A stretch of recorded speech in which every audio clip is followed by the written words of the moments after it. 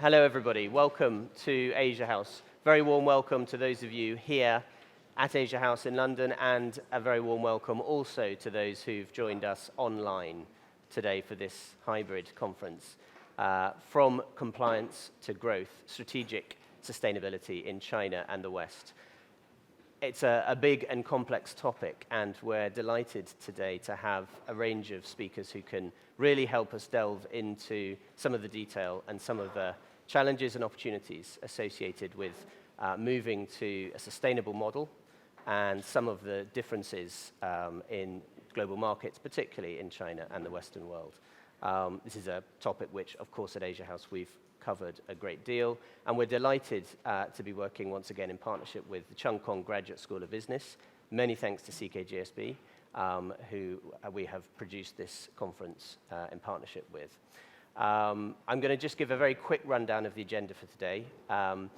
We will hear some opening remarks very shortly from our chairman, Lord Green. We'll hear some remarks to set the scene from Aimin Yang after that, the General Manager of China Construction Bank here in London. And then we'll move into a presentation from Professor Zhu Rui from CKGSB, who will then join us on a panel with our other panelists to discuss some of the issues in more detail. But that's enough from me. Without any further ado, I'd like to invite our chairman, Lord Green, to come up to the stage.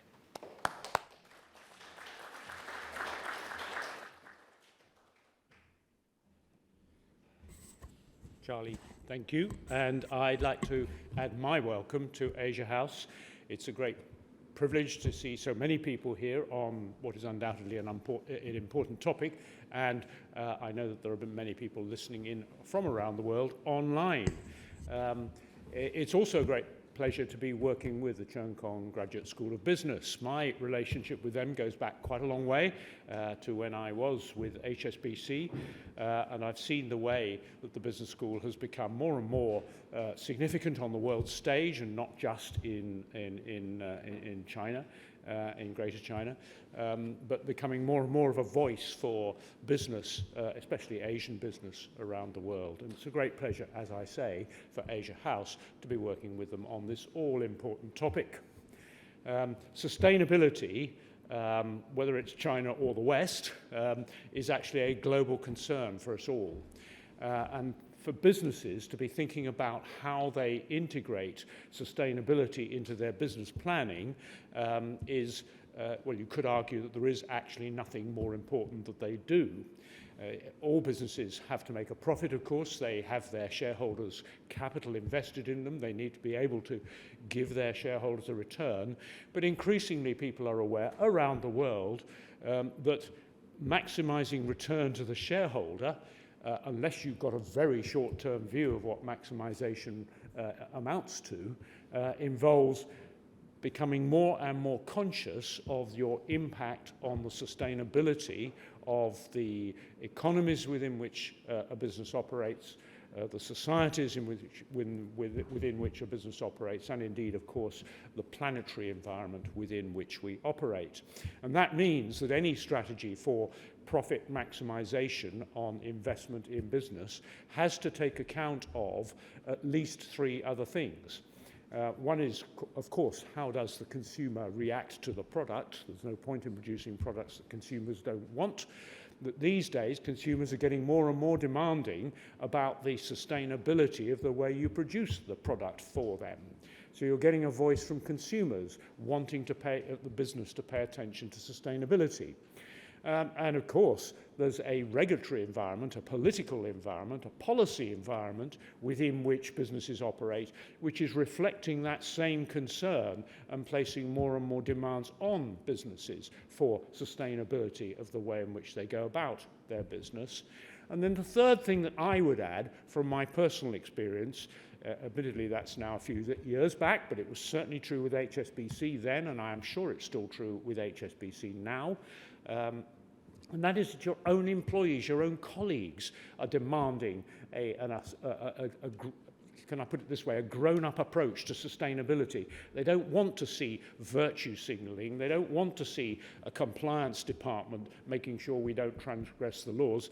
They want to make sure that actually we think about sustainability as we go about our core function of business strategy and business development.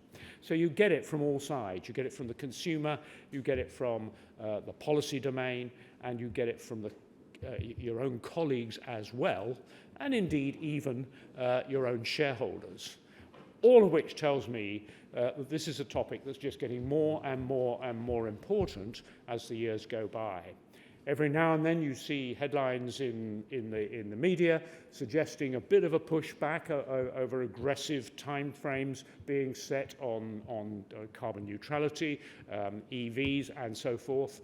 The fact, though, is that with every year that goes by, we are also more and more conscious of the damage that we do to the environment and to the planet as a whole unless we get this right over the next few decades.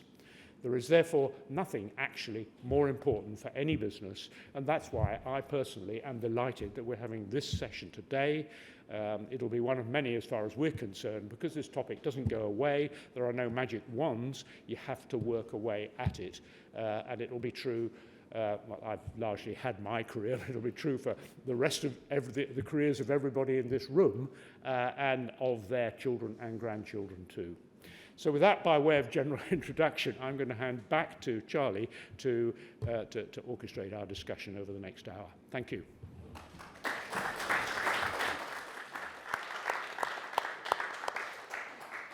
Thank you, Lord Green.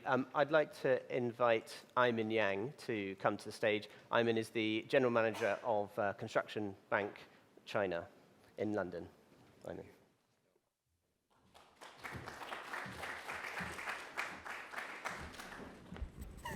Thank you very much, Charlie. Ladies and gentlemen, distinguished guests, first I'd like to extend my gratitude to Lord Green, Charlie Humphrey, Dr. Drury, Asian House, CKGSB, for giving me the opportunity to speak today. I'm also very pleased to see so many familiar faces among the audience this morning. The UK is an important leader in international strategic sustainability and is also at the forefront of global green finance initiatives. By establishing a comprehensive green framework, the UK actively promotes the cultivation of lasting, sustainable values within businesses and consciously manages environmental and socio-economic impacts. The UK is the first G20 country to require transparent climate change disclosures from corporations and financial institutions, making its green goals an inspiration to the global community. Similarly, China plays a crucial role in addressing climate change, one of the greatest challenges of modern civilization. China has pledged to reach peak emissions before 2030 and achieve carbon neutrality by 2060. Its strategic approach to sustainable development aligns closely with that of the United Kingdom, with equally ambitious timeline. China is currently the world's largest producer of renewable energy, accounting for approximately 50% of its total electrical generation capacity. The clean energy sector contributed 40% to China's GDP growth in 2023. Furthermore, China leads the world in electric vehicle manufacturing and adoption, with new electric vehicle sales surpassing those of traditional vehicles. Additionally, China has established a multi-tiered green finance market system, with green loans and bonds ranking amongst the top in the world. Through my interactions with so many local community business leaders, many of them recognize China's commitment and practical actions in ESG.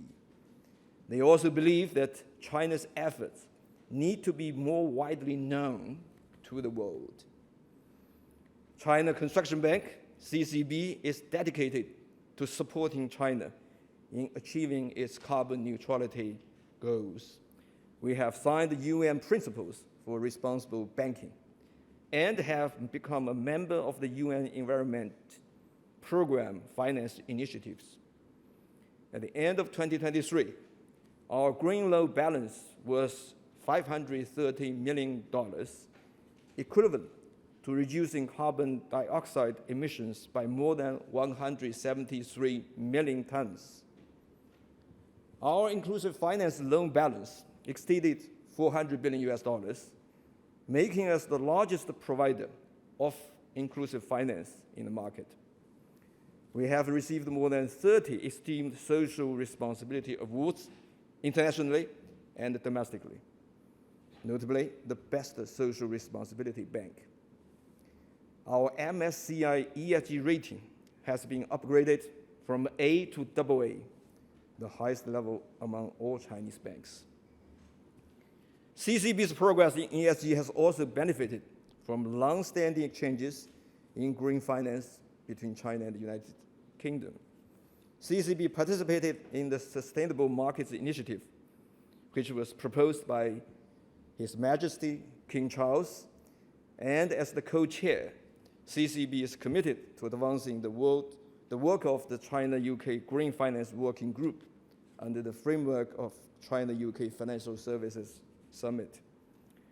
Global efforts to combat climate change require more international cooperation of this nature. As Nicholas Lyons, the former Lord Mayor of the City of London, said at last year's Easter banquet, any discussion on climate change must include China. We have more in common than differences that we realize.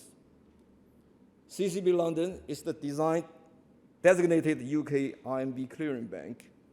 As of last month, our cumulative clearing volume has exceeded 100 trillion renminbi, making London the largest renminbi clearing center outside China's sovereignty for 8 consecutive years. Due to asymmetrical regional development, the foundations for green transition vary significantly between countries and regions. For example, coal power accounted for only 16% of the EU's energy mix in 2022, lower than the 22% share of wind and solar power. However, in emerging economies in Asia, Africa, and Latin America, traditional energy still dominates. Developing countries face greater funding gaps, receive less aid, and have higher borrowing costs as compared to the developed countries. A recent UN report shows that borrowing costs in African countries are 4 times higher than that in Europe and in the US. With the current high interest rate of the US dollars, this inequality is even more worrisome. On the other hand, there have been discussions regarding China's solar panels, electric vehicles, and battery products within the international community. I would like to offer a different perspective. According to statistics from the International Renewable Energy Agency, in 2023, the global additional solar capacity surpassed 200 gigawatts. It's projected that by 2030, global solar capacity will need to triple to meet the emission reduction targets set by the Paris Agreement. Thus, China believes that the higher efficiency and cost advantages of their solar panels, electric vehicles, and battery products need to be made accessible to all. Furthermore, this can also meet the demands and design of these products in emerging countries, thereby driving global energy transition. During the 10th China-UK Economic and Financial Dialogue in 2019, China and the UK signed an MOU on third-party market cooperation. Third-party market cooperation is a market-based mechanism based on shared interests and comparative advantages. This cooperation model, centered on environmental, social, and debt sustainability benefits all participants. The world faces urgent demands to address climate change and massive infrastructure gaps. China-UK third-party market cooperation allows all participants to leverage their comparative advantages and continuously implement the Sustainable Development Agenda. For all of us, this is just the beginning of our sustainability trip or journey. I would like to conclude my today's talk by sharing with you all a Chinese saying, 一花独放不是春，百花齐放春满庭, which roughly means one flower bloom does not make it spring, while 100 flowers in full blossom bring spring into the garden. Climate change is a global challenge. Let us all work together as one to continue to explore ways to support each other to make it spring in this global garden. Thank you all.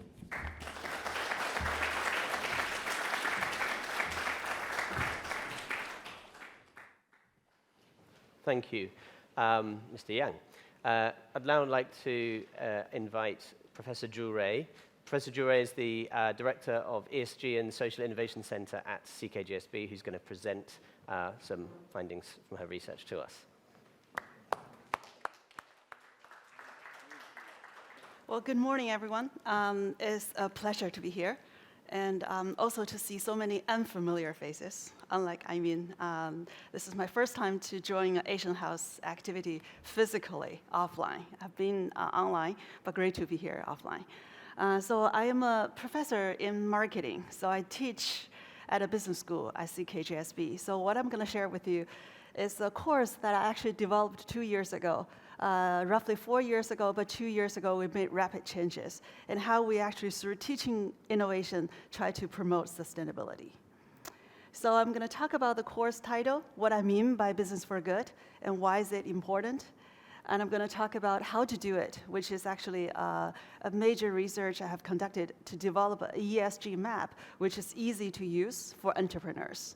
And finally, I'm going to show you how I promote it through business school education, a class that I do in CKGSB. So business for good, if I could just sort of walk with you with the concept, which is really sort of important, that if I walk around, would I be able to, okay. It's long, but I still want to read it so that you are with me on the same page. To me, it means enterprises explore the social value of their core competencies and incorporate it into their corporate strategies, business development, and resource allocation, and so that you can better realize your commercial value by creating social value and truly achieve sustainable development and become a significant force for social progress. And I want to make several notes. One is what I claim is business for good. It's not the sole solution for creating social value, because we do have governments, we do have NGOs, but for enterprises, this is the most efficient way because it ties to your core competence. And finally, what I want to say to my students, at least, and it works well to them, to say altruism is the best way to serve self-interest. And so how do you do it? If you define the concept that way, and if people acknowledge this is the way to do business, but is there a systematic way that you can approach business for good? So I proposed a triangle theory, which was originally proposed in 2019 in a book I called Enterprises of the Future. And there I say these 3 pillars are important, are critical for doing business for good. The first one starts with the values of shared benefits, which is very easy to understand. If you think about your mission, your value system, and does it actually cover shared benefits, multiple stakeholders, not just yourself? And secondly, you have the institutional support, and such mutual value system will guide institutional support to have an ESG-focused institutional support. But really what's important to me is the last one, which I red circled it, is to integrate your core business into the societal concerns. And that's where corporations can actually spend their efforts and time on. But how to do this? And this is where I want to really spend some time talking about the framework I developed 2 years ago.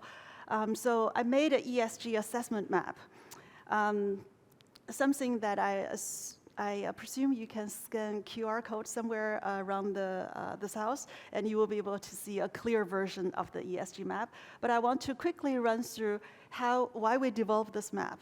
There are so many guidelines out there in the world. Why do I need to spend extra efforts to develop this? And why is it different from other tools? And how did we develop this map, and how to use it? Chairman Mao used to say, from the masses to the masses. And for me, it's really from the entrepreneurs to the entrepreneurs. And I'll explain to you what I mean by that. From entrepreneurs, I had this course from 4 years ago, Business for Good. It's a 2-day theoretical course. And my students are these EMBA students. These are entrepreneurs in China. They are top of the cream, successful entrepreneurs. After the 2-day lectures, they say, yes, I want to do Business for Good, but I don't know where to start. Is there a tool that I can follow that's easy to get on? However, the reality is the mainstream guidelines are vast and complex. It's hard for them to grasp. And so really, for me, two entrepreneurs, what I'm doing here is not to create external standard dictating disclosure, nor capital assessing, representing agencies assessing your performance, but rather this is really for enterprises, for entrepreneurs, that you can start from your own company, what you can do to really do good in your business, and through creating social value to create more economic value. And so how do we develop this? We actually selected all the major guidelines out there, compared them, and then we did sorting, reorganizing, and eventually we came up with this map, and to look at it more clearly, and these are the final products that we have. So if you look at this map, we basically capture 3 key elements in E, and that includes carbon emission, pollution and waste management, and resource management. And of course, within each topic, and there are minor, not minor, but small points as well. And in social, what I mean by social, these are different stakeholders, like customers. How can you, like Lord Green was talking about, how can you satisfy your customers through these more sustainable products, and how to serve the underserved population? And for employees, how can you actually provide a platform for employees to grow, and also to have an open and inclusive work environment? And community means that make sure that you are actually making the community better by going there to do business and not to do harm. And eventually, and finally, we have the partners. G turns out to be particularly important in certain areas in China. And so G includes strategies and mission, ethics and transparency, and ownership and governance. How to do it? How do you use it? To my students, I tell them that you can do this through self-assessment, which one you have done. You can talk to your colleagues, and you can identify areas that you can work with. And this is really meant to be all enterprises. I want to share with you some data that I collected from our EMBA students, that how they perceive this map and how they have utilized this map. And so far, till last month, I have collected data from nearly 700 EMBA students in CKGSB. Keep in mind that these are CEOs, these are chairmen of their corporations. And so I asked them 2 questions. That goes through the map, ask them 2 questions. One is, tick topics that you have addressed in your company. And second one is, if you were to choose one topic that you want to improve over the next year, which one would you choose? So let me show you the data. First one, I want to show you topics that more than half of the students have not addressed in their company. Okay, so if you look at these items, it's interesting, I color them in different ways. So the gray means E. So more than 70% of the students haven't analyzed their carbon emission data during production or operation. So if you haven't assessed the data, then you really can't really think about where to save. And for S, more than half of the population, at least in my data set, haven't thought about serve the underserved population or employee disadvantaged groups, and other issues as well. 80% of the students in my class haven't disclosed ESG impact data, and there are other G items. And I also want to share with you some very interesting data, which area they want to improve on. So I tell them, okay, just circle one topic that you really want to improve on. And the data is quite striking. If you can see the very left bar, that's overwhelmingly dominant. And you probably want to know which one is that. Let me show you with the bigger font size. This is more than 100 students out of close to 700 students chose this item to do over the course of next year. And the topic is include positive social impact in their corporate strategy. And this is something that they want to improve on, which is G1-1. The second most rated one is provide more cost-effective products and service. The third one is use recyclable or renewable resources, and followed by refined ownership, governance structure, et cetera, as you can see this. We have a lot more data. If you're interested in, I'll be happy to share afterwards. But I want to share with you some examples, some of the outcomes, some of the outputs from this course, which is also a teaching innovation I did at CKGSB. So I created this year-long required course for our EMBA students. This year-long course is a project-based, happens in their own company. So after the lecture, they had to go back to their own company. They had to design and execute a year-long business for good project. And they need to submit their initial report, midterm report, and final report. And this is an individual project, and it's for credit. So I kind of like forced them to do it. So students hated me at the beginning, but once they have done something really benefited to themselves and their companies and made them feel proud, they come back and become a guest speaker and also become mentor of future students. So it's become a really good cycle. So I want to share with you 3 projects done by our students in this course. And the first one, this is an international company, Barcelet. Does anybody know this company? They make gondolas and they make a ropeway, and this is based in Switzerland. So our student in class was the chief for their China operation. And so after this course, and so what he came up with was to develop accessibility-friendly panoramic gondola, meaning that people in wheelchairs will be able to get in by themselves and out by themselves. And obviously, this is a daunting task, but he decided to do it because he is the chief and he has the final say. And he wasn't very much supported by his colleagues at the very beginning, but it turns out that he was able to be persistent and do that. So I want to show you how it came to the end. So that was 2 years ago, nearly 2 years ago, the very first accessibility-friendly gondola was launched in Shandong Qingdao Laoshan scenic area, and that was the first woman in wheelchair to be using this gondola, and it was actually something very remarkable. I did put a picture of this person. He's the chief in China operation. His case was selected as the best case practice during his cohort, and so he was asked to come to my class to give a presentation. Interestingly, well, not interestingly, that's the wrong word. Sadly, he broke his ankle the day before. So he was on crutches coming into the classroom. And the first thing he said that, when I did this project, I never imagined that I would be the one to use it. But I'm the one actually using it. And his point was, there are disabilities of all kinds. Some are visible, some are invisible, some are present, some are our future. So we really need to care about them. In the end, it's actually caring about ourselves.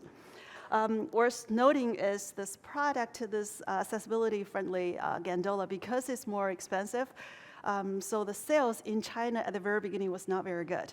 But he was also very creative. He started selling this in North America and in Europe, where people are more agreeable to this idea. And then back now, this year, they are making great sales in China. The second example I want to show you, and this is another student used to work for Alibaba, and they have a subsidiary company called Tianmao Jingling. This is one of the smart speakers they produce. So what he did for his project was, used to be for these kind of products, for the packaging, what you do is you have a cardboard package, and then you have a plastic wrap on top of that. So he took this class and he thought, why do we need the plastic wrap? What if we just get rid of the plastic wrap, and so that's more environmental friendly, cost saving, as long as we can persuade the consumers that this is the right way to go.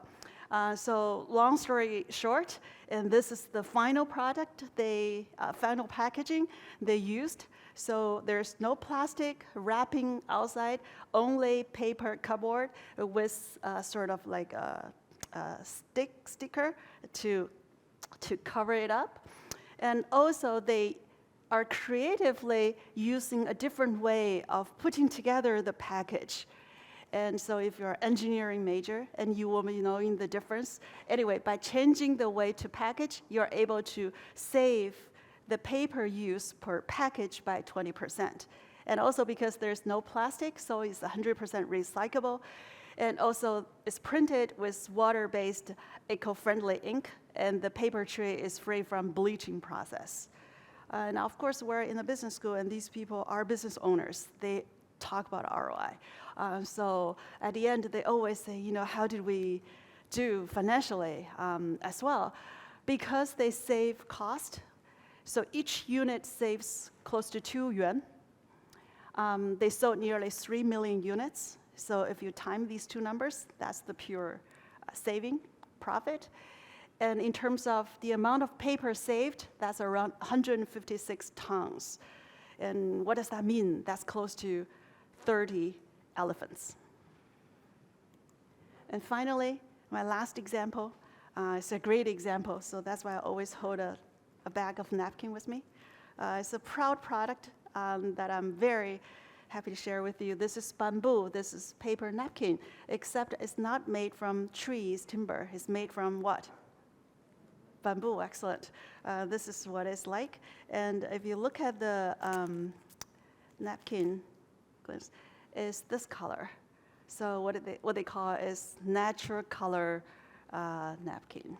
So the owner of this company is Cheung on the left, amazing entrepreneur. And so she basically thought about, the traditional way of making napkins, clinics. They use trees, but the resource is scarce. And once you cut the tree, it takes at least 10 years or even more so to grow them back. But for bamboos, for those of you who are not familiar with bamboos, we're rich with bamboos in China. And bamboo grows really fast. It grows 1 year. Every year it grows up. And so you have to cut it. If you don't chop it, it actually rot. So the more you chop the bamboos, the better for the environment. So this is fantastic resource. And so what she did was to use bamboos to be the resource to create bamboo fiber and to use to make paper. I put a picture here because in their headquarters, they always have these great portraits of bamboo farmers who work with them because of their company, and they are able to increase their salaries and enhance their life well-being. I want to show you what they did over the course of last year. Right now in China, if you go to any single Starbucks or KFC, their paper clinic and their cup holder are produced and supplied by bamboo. And the reason they are doing this collaboration is because bamboo is able to reduce their carbon footprint for Starbucks and for KFC. So it's a great alliance. And they are also making these other containers. And this is something really amazing. I found this incredibly just business friendly. And so bamboo is apparently a great resource to create these agriculture film. And because they're disposable and they're degradable, so it's very eco-friendly. And it's another source of sort of blue ocean for the company. And with that, I want to end my talk by saying that to me, it has been a very enriching process. I used to teach a class. My slides will keep same for 3 or 4 years. But now, because of this course, my slides and my course material changes on a daily basis because they provide me, they enrich me. And to me, it's a process of theory informs practice, and practice refines theory. So thank you very much.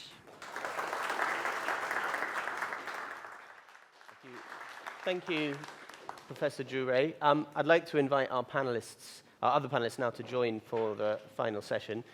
If I could invite Sherry Madeira from CDP to join us first. I will sit now in the middle. If I could invite Malika Ishwaran from Shell to join me here, and Jane Goodland from the London Stock Exchange Group at the end. So thank you all. Sherry, I'll turn to you first. You work with thousands of companies, bringing them into a disclosure environment, let's say. It would be great to just get an overview. What are the challenges? What has accelerated companies joining, and where might the resistance be or the challenges to bring them on board? Great. Thanks a lot, Charlie. Thank you all for inviting me here. It's a super important topic. CDP, for those of you who don't know, is the world's disclosure platform. We've been around for 23 years and have been essentially establishing the ecosystem for climate data to be used by various different parties, including investors, buyers, and of course companies themselves to self-improve. So we currently have over 2/3 of the world's market cap that reports to CDP, and that's a global market cap. So certainly sitting here at Asia House, I should call out that our second and third largest markets for disclosure after the US are China and Japan. And those are growing at incredible rates. And so the question is why? Why is it that companies are disclosing? Because we have a voluntary system. I think that as we're moving into now and the future, CDP needs to think about how it is that it can support the whole of the ecosystem. It's not only voluntary anymore around the world. And just actually last week, we saw that the Ministry of Finance in China also is putting out a consultation for some mandatory disclosures. This is something we're incredibly excited about supporting. Already in China, the 3 stock exchanges have indicated a mandatory disclosure platform for climate data. So this is the trend that's happening around the world. So that is one pressure. But the reality is that businesses have really core reasons for disclosing climate data. And I think that we heard a lot of that, actually even our keynote speech earlier from Eamon really highlighted the fact that this is becoming core to what businesses do. And we think about it, ABCs of climate data: access to capital, business efficiencies and use case, including what your buyers are asking you for, and making sure your supply chain is getting the data it needs, and finally that piece that I mentioned, compliance. So if we think about all of those are really at the core of business. It's not a nice to have, it is a must have, and that is actually rolling out globally. So that's where we're seeing most of the efforts, and it's actually yielding results, because data is not for data's sake. Right? Data is actually for those use cases and to be able to take action. And actually to pick up on some of the points we just heard in terms of the entrepreneurs in China, actually with CDP, we work with 350 of the world's largest supply chain owners. They represent $6.5 trillion worth of money being spent. And over the course of the last couple of years, CDP has worked with them to lower their emissions by over 600 million tons. It also is lowering their costs, so it's driving efficiency to the tune of $33.7 billion. So the reality is today. This is not a nice to have in the future. We're seeing that work happening today, and that's what CDP is doing. Not just collecting the data for comparison, but working through that data as to how it is that we can take 23 years worth of experience and be able to put that into play in terms of the real market. Thank you. I want to turn to Jane. I'll just say very quickly, for those who are online, if you have questions, we will come to audience questions, also in the room, of course. But if you have questions, feel free to put them. I believe there's a chat box there that you can type them in, and my colleagues will try and get to as many as possible. But Jane, Sherry talked about the data. London Stock Exchange Group, obviously a huge data business. This is a sort of a critical challenge within the ESG environment is data. How are you seeing investors in particular kind of, what are they looking for? And we have different regimes and different ways of sort of understanding the data. Is that coming together in a way that is a sort of becoming a global kind of regime? Yeah, I'm happy to talk to that. But first of all, thank you for the opportunity. This is a really, really important topic, bringing together two brilliant countries. So thank you, and hello to everyone online and in the room as well. I think the short answer is yes. We are seeing convergence.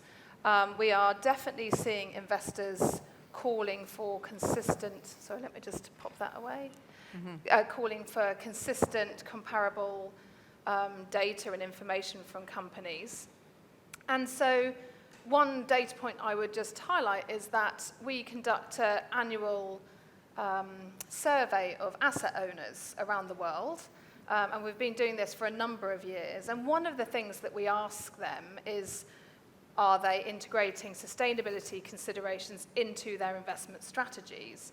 And last year, the data point was 80%, which to me says this is just commonplace now. And so investors, asset owners who are allocating capital need investment-grade information and data to be able to make their investment decisions. But that's not the only reason why information and data is important. I think we need to remember that actually information informs business decision-making, resource allocation, as we heard earlier as well. So I think that investors need the money, need kind of the capital and information to be able to allocate capital, but businesses need to have that information. That's management information. So we know that investors are interested, and we also know that we're seeing convergence around international standards, around reporting requirements, including China's rules, new rules and guidance, which is very much aligned to the new standards by ISSB, the International Sustainability Standards Board. And just on that point, we're seeing jurisdictions around the world looking at ISSB and figuring out how they can adopt, or to the extent to which they're going to adopt this international standard. And that's something that we feel quite passionate about, because we do believe that the interoperable nature of disclosure regimes around the world is absolutely critical. Because if you think about an investor, more often than not, their portfolio is global.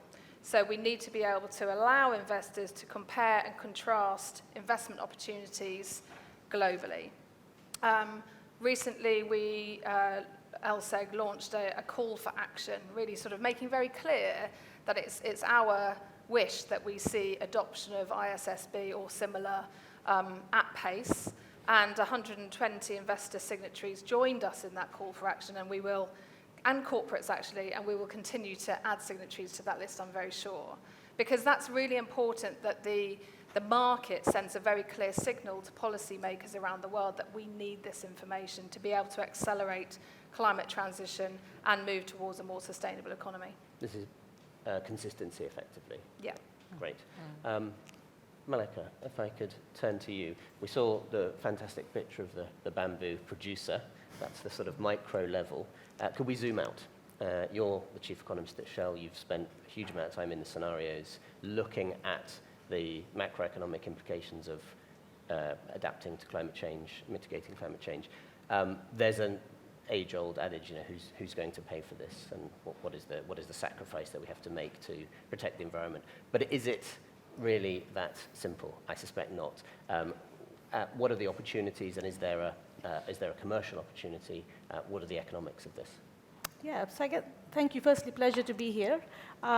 Obviously, the region, and particularly China, is absolutely fundamental to any discussion around climate change.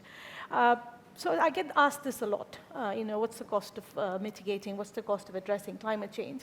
I always sort of change the topic a little bit to say, well, what's the counterfactual? What's going to happen if you don't do it? And again, there we see climate impacts will have real economic effects on economies and on growth.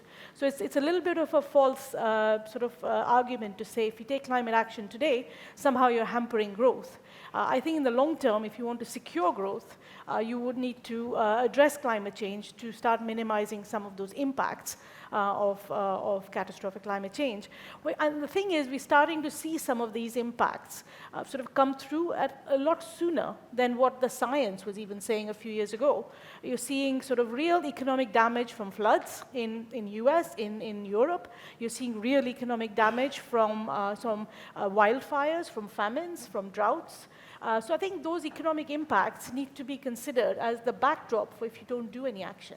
And when you match those two up, the cost of taking action is actually a sort of some order of magnitude smaller than the kind of impacts and economic losses you might get if you didn't do it. Now, so I think the idea is the long-term, short-term. So if you want long-term growth and prosperity globally, then you need to be addressing climate change because that's going to be the biggest risk to your growth outlook over the longer term. Now, that said, in the near term, what's the value proposition? And here I think we're starting to see countries sort of start deploying industrial policies. And again, that's not because they want to address climate change necessarily alone. They're also looking at what is the opportunity that this growing market for low-carbon goods, services, solutions, what is that market, it's growing, and what is their opportunity to put national companies, to put their industrials in a front foot to get a larger share of that market. You're seeing it in China with through their 5-year plans, but you're also seeing it in Europe through the Green Deal, in the US through the Inflation Reduction Act. So again, there's opportunities in the near term to actually secure the future growth industries as a growth driver for a lot of economies. So again, that's the short-term sort of play, if you like. And then the third thing I bring up is that if you shift to a low-carbon economy, a lot of that has to do with electricity, electrification, and electricity is more efficient than using fossil fuels.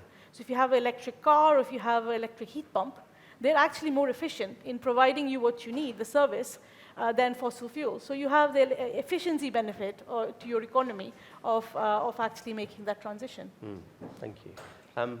Professor Jure, just quickly, it would be very interesting to get a sense. We saw a great example of a Swiss company through their Chinese business head developing some business for good. It would be very interesting if you have any sense of how the Chinese businesses are looking at the international market as they go out. We need consistency. We need to sort of work together. We understand that. Absolutely. We're seeing China doing a lot in its own right, but it's the interoperability and the engagement. Are there major differences to overcome? Well, first of all, I think I really like what you are pointing out is don't just look at this as a cost, as an opportunity. If you can make this as a win-win situation, and it's really the idea of shared value. If we can create the pie bigger, everybody gets more. And so back to the bamboo example, they are going overseas. And in fact, they are collaborating with Kimberly.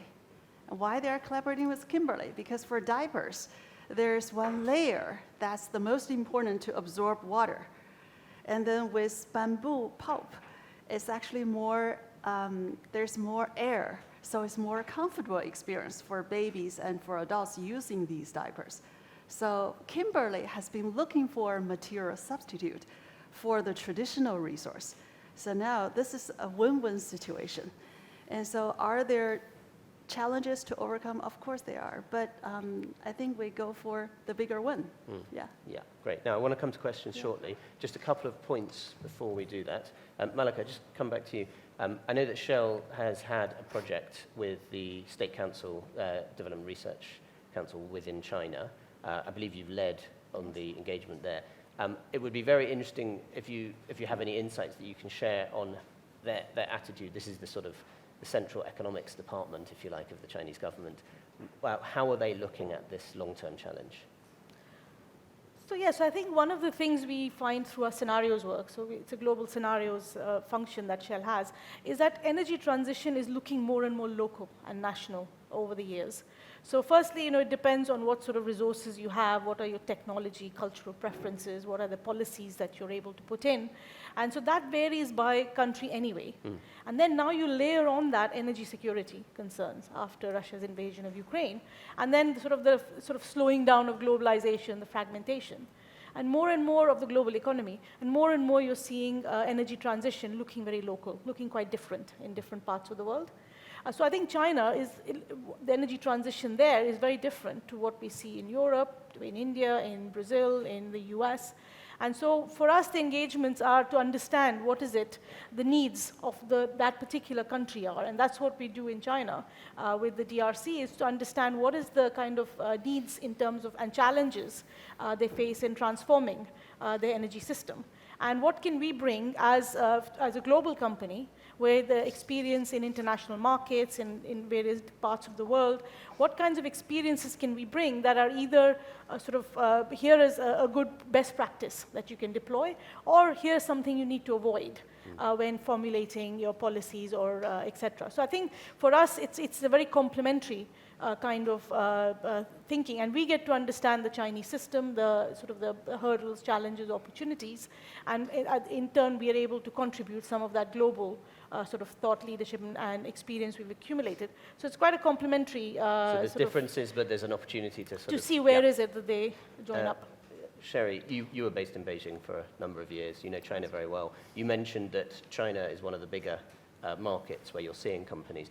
How much of that is driven by the desire of those Chinese companies to operate internationally at a global level? A huge amount.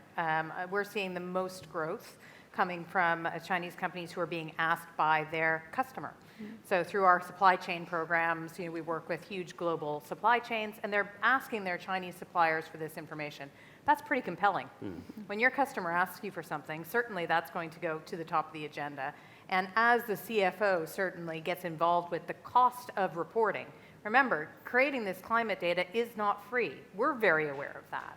So trying to be able to make sure that we understand why that data is being used is something that Chinese companies are very, very aware of. When your customer asks, and you also get to use that same data point to be able to comply with regulations, to be able to offer it to your investor, it's the same data points. And that's really where we're seeing the benefit of engaging with the market from CDP's level, because if you write it once, you can use it many. It brings down the reporting burden and cost and allows for the more money to be taken on innovation, on action.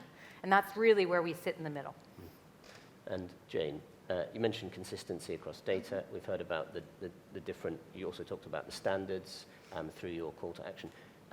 Can you just give us a quick sense of the compliance? So we are seeing some compliance coming in. The stock exchanges in China, we have various regimes.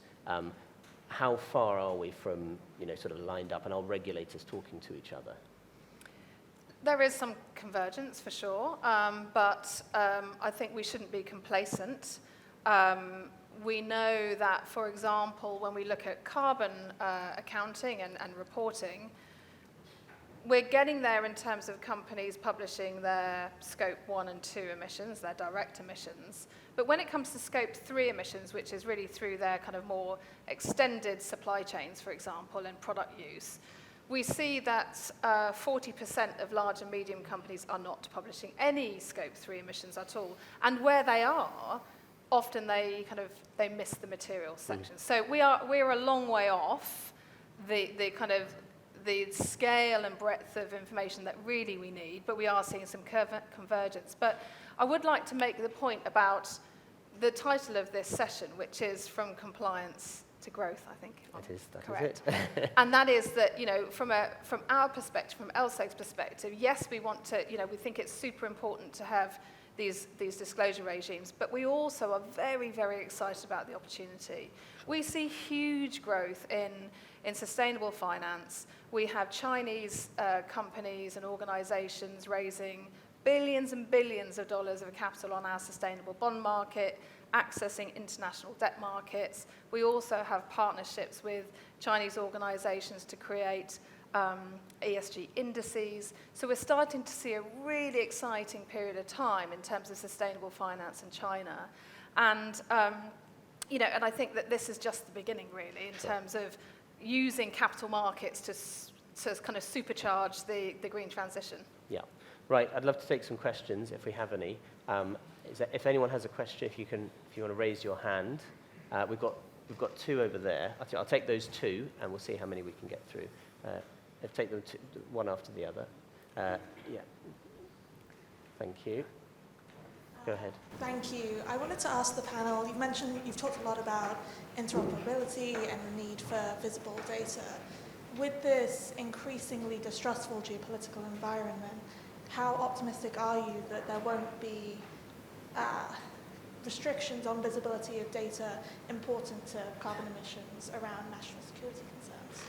If we can take the other question, and then we'll try and deal with them both. Hi, thank you so much for your sharing. I would just like to ask a question if this idea of compliance and strategy is something that's easily translatable to developing countries as well. And I can imagine that it might be more difficult for them to comply given resource constraints as well. So I wonder if there's any change in strategy for them in terms of trying to apply this. Okay, so transparency around national security issues. Does anyone want to take that? Yeah, I'm happy to. I think you talked about how confident are we that we can reach consistency.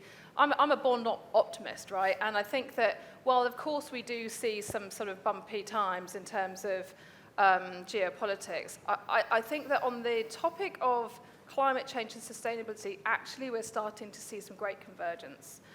It's almost, I think of course we have sort of national energy security issues going on, but we are seeing kind of good collaboration and good cooperation internationally. So personally, I am confident that we can move towards a kind of a more common place. Sherry, maybe I can turn to you, translating to emerging markets. Yeah, I mean, I think that the national security concerns are a refrain that we're hearing. But I would counter that with actually, without disclosing climate data, you are impairing your economic growth. Certainly, you're impairing your economic export growth. I've been doing quite a bit of visiting various of our offices and our key markets, and it's remarkable to me how many times I hear about the CBAM. Both the UK and Europe have a carbon border adjustment mechanism.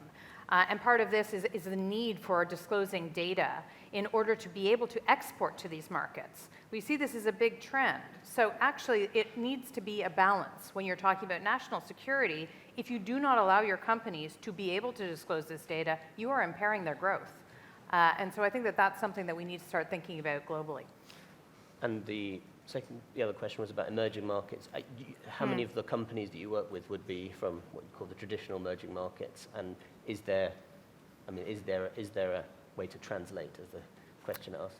Yeah, I think that it's about creating that commonality. I think Jane, was encouraging about thinking about sort of that trend towards, common standards, common nomenclature. ISSB, is a great example of a global standard that is slowly being considered and adopted in its various ways.